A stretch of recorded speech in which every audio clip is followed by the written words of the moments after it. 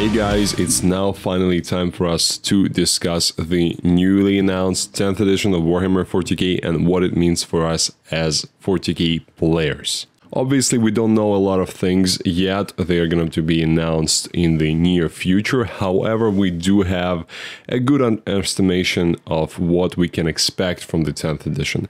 And the first big thing is simplification. We've already discussed that a number of times on this channel, and if you've seen some of my videos, you know how big of a problem I consider it, and I know a lot of other players have complained about it, probably most of 40K players now. I'll tell you an anecdote. So recently when I needed to play my Thousand Suns after a break of a couple of months for a battle report on this channel, which by the way I recommend to watch, I realized that even though I consider myself to be quite an experienced player and I remember most of the rules for most of the factions at any given time, I had to consult 3 or 4 books all the time to remember stuff like Legion command upgrades, stratagems, psychic power warp charges, and so on and so forth. It was so difficult to do, and when it came down to playing the game actually, it was even harder. And what I thought about at that moment was, if I struggle so much when I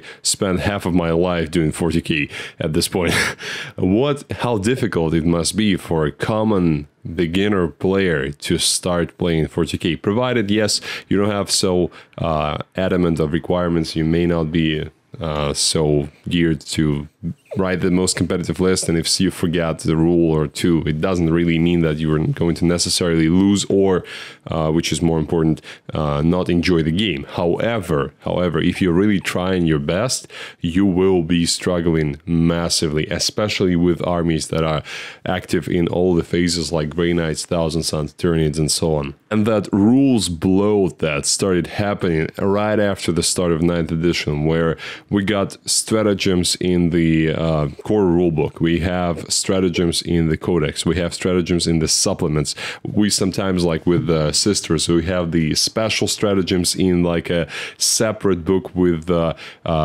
Bloody Rose supplement and the, what's that name? Cult of Strife supplement for Drukhari, which also had extra stratagems on top of the stratagems that were in the Drukhari book.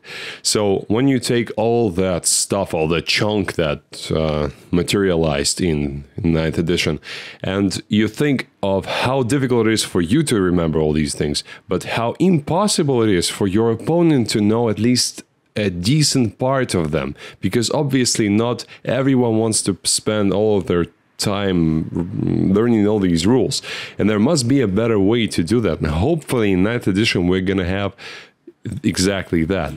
And obviously, as usual, the road to hell was paved with good intentions, and Games Workshop wanted to give us more options, more diversity, more things to play with. However, it turned out to be the old same, like we have 50 pages of stratagems and I'm only using 2 or 3 in a game because you have limited my amount of CPs massively and I just don't have anything to play with. And everyone is pretty much playing with the same old 2 or 3 units in each faction because they are just the best, and there is no real diversity when it really comes to some competitive or semi-competitive games. So you might as well just spend more efforts on making units feel unique, feel interesting inside the datasheet, and spend more time balancing the actual thing without all that extra complexity added to that. Because at the end of the day, 40K is not only about how many rules can you attribute to a particular faction,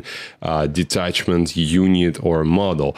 40K is interesting because of the overall feeling of commanding that big force and having some options of what you can do with your units. So I don't think that we are going to have less fun with the game if we don't have extra 2 or 3 pages of rules for them. For example, minimizing the faction stratagems to just 6 as they promised is a good step because it'll make the flavor of the units themselves a built-in feature instead of something that you have to pay for each time you want to use it, like the primaries. What's the difference between primaries, guys, for me and for me as a player, or like Vanguard vets? the transhuman physiology stratagem. That's it. That's the only difference. There is no flavor in them. Nothing. I don't feel anything about them which is better apart from the looks. Obviously, aesthetics. They're newer models. But I'm not talking about that now.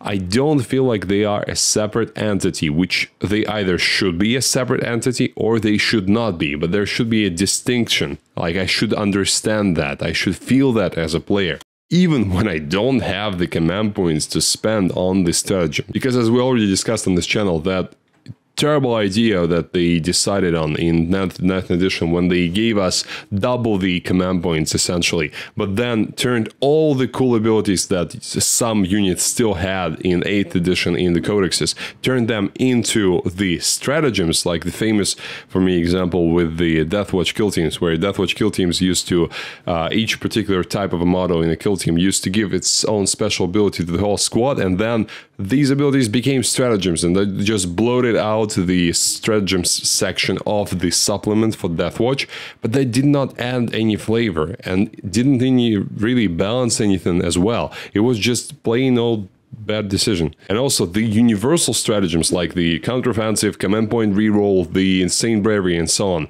These are actually very good. They are very balanced. They are great for the game because they allow you to use your tactical acumen in the right moment and turn the game on its head sometimes. And they are really well balanced because everyone has them. So I really think that there are a lot of things which should be a universal stratagem, like a simple example, relics and warlord traits. Why do we have to have the same buy a relic, buy a warlord trait, buy a second warlord trait thing for each faction? We can just have buy a relic, buy a trait, and make it a super cool Imperium feature that you can buy a second warlord trait for a guy, or make it a cool feature for some other faction to buy a second relic for the same guy. It would be interesting and it would save up space for in your codex. Also, universal special rules returning is good because it will save us time on explaining what the stuff is, because we're essentially already doing that whenever I need to explain to someone that this particular unit can go to reserves and come back within 9 inches anywhere in the board. I say dip strike and everyone understands that. When I say when I want to say that something ignores wounds on a 5+, I say 5-up shrug or 5-up feel no pain. That's just the name of it now.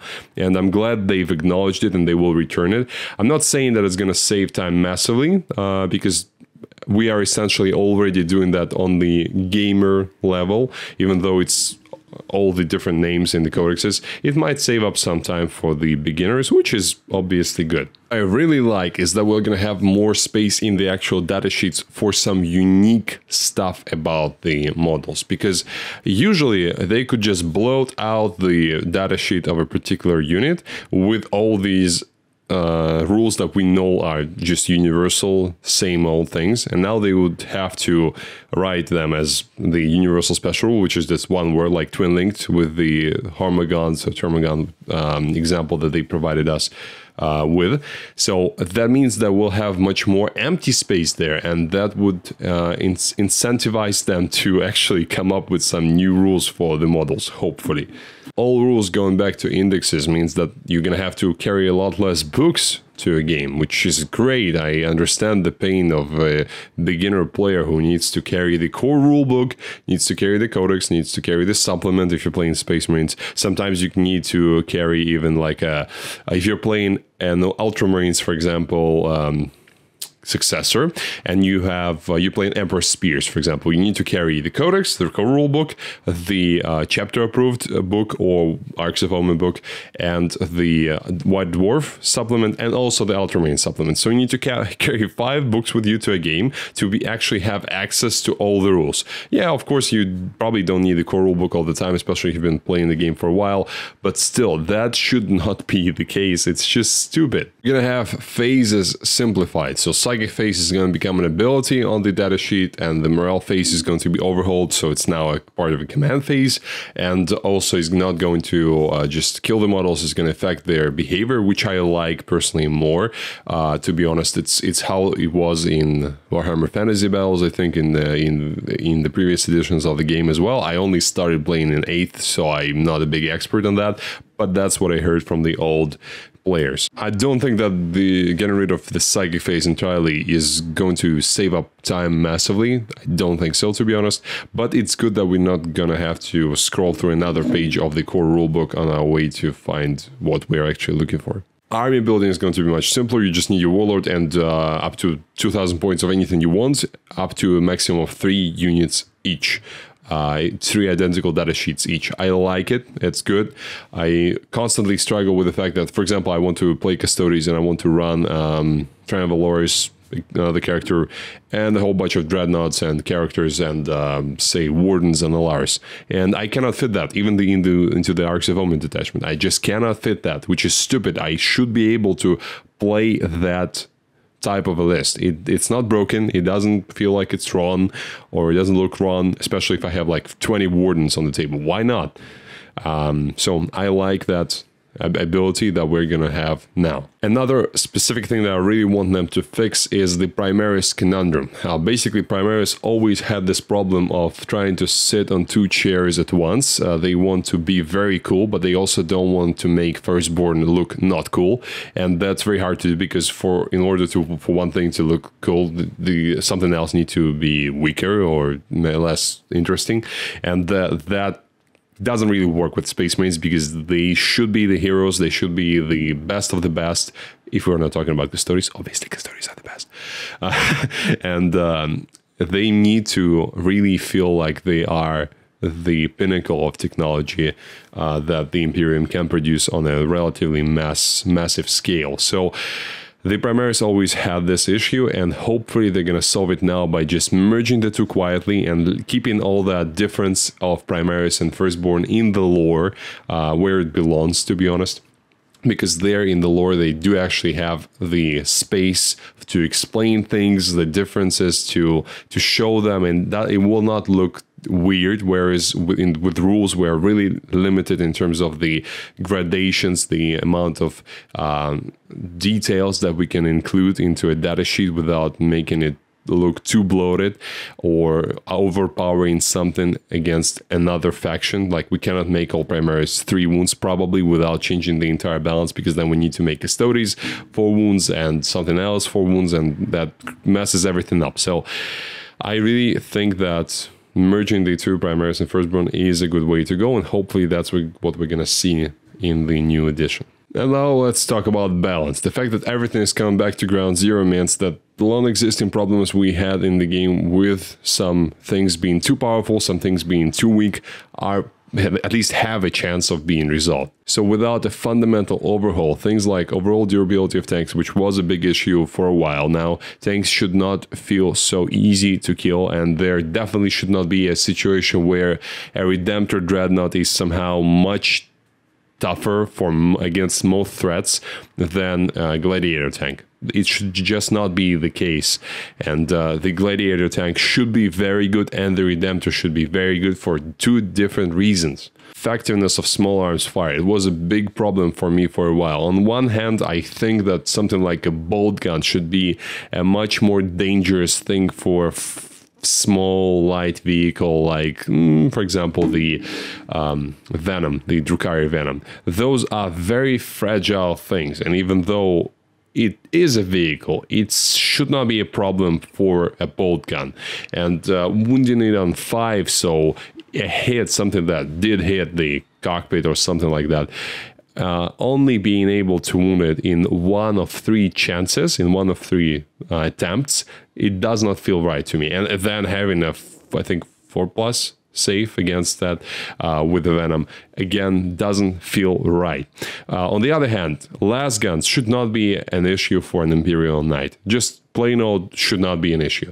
And especially now when las guns have that rule where they auto wound stuff on 6s, that's just stupid, guys. That's, an Imperial Knight should just shrug off even 5,000 shots from a las gun, just not care about it at all.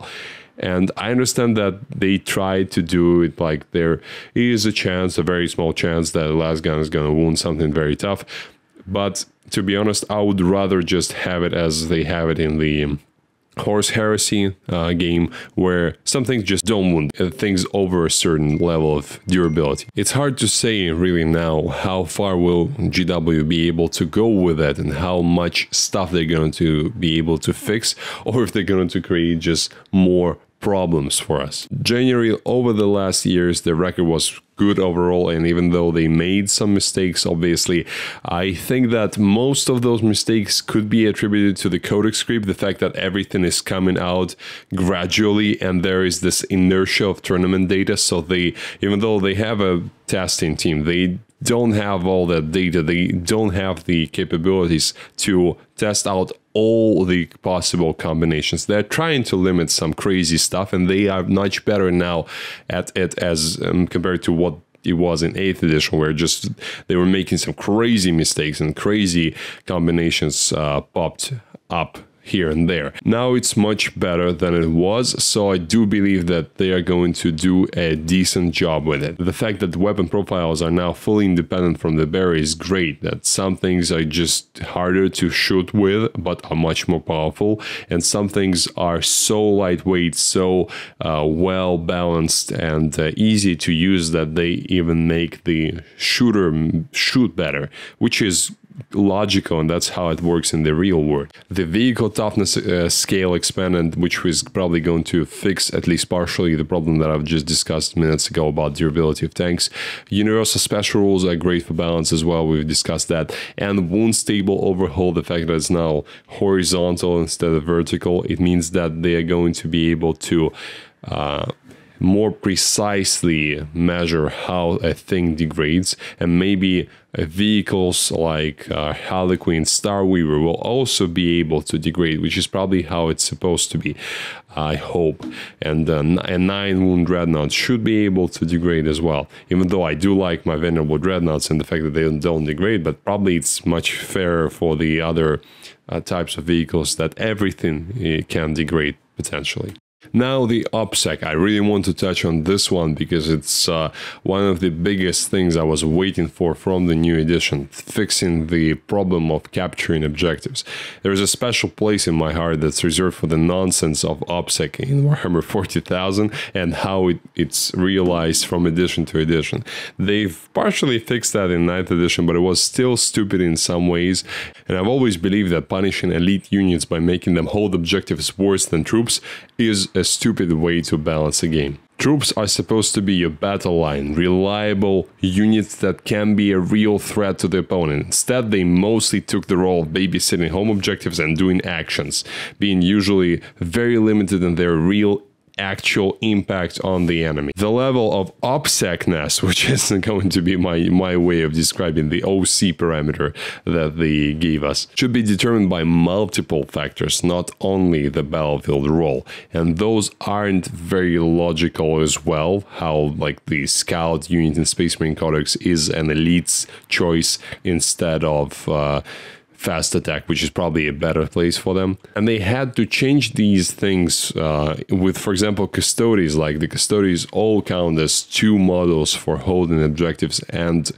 all of their infantry, core infantry units, they do have OPSEC now, but they didn't have it for like a year because they wanted to punish Custodes for being too good. So now we're gonna have just an good old OC counter, which means that if your OC is 2, you count as 2 models. I'm guessing probably that's how it's gonna work. And if you have 5 Custodes that are like OC 4, and that means that they are worth 20 models, or your Imperial Knight is going to be OC 10, so it's worth 10 models, and so on and so forth. I really like that change. I don't think it's gonna break the game or make troops obsolete, because troops should be good for different reasons, not holding objectives. I'll give you an example of how stupid it was before. So say we have a unit of Custodian Guard, 3 guys. They are literally the bodyguards of the Emperor of Mankind, like the best of the best at securing stuff. And they are worth 6 OPSEC models. And we have a unit of Cultists that costs 55 points, and they are worth 10 OPSEC models. Why? Like, why? There's no sense in it. Why? If there are 3 Custodes standing on objective and there are 10 cultists around them, there are no cultists around them. There is no one is securing that objective from those cultists. I assure you, it's not happening. Another good example of that, there's an Imperial Knight on the objective. The Imperial Knight is worth 10 models, so you might think, oh, like, it's fine. But no, Imperial Knight doesn't have an OBSEC rule, which means that one guardsman, it can wander onto the objective, and now all of a sudden it's his objective. There is a huge towering colossus of war standing on top of, like, for example, information like computer translator, whatever the objective is, or a cache of demolition charges, like on top of it, and the guardsman is standing in front of him. How do you think that guardsman is able to secure that objective from the knight? It doesn't make sense, and it never did. So I hope that they're not going to repeat the same mistake again with the new edition. So that's it, guys. I hope this video was useful for you. Let me know what you think about the new 10th edition. If there is something that I didn't talk about, obviously we're going to have much more videos about all that good stuff when the Games Workshop announce their intentions and what they're going to introduce for us in the future. But for now, that's all I have to say, and thank you for watching. I'll see you next time.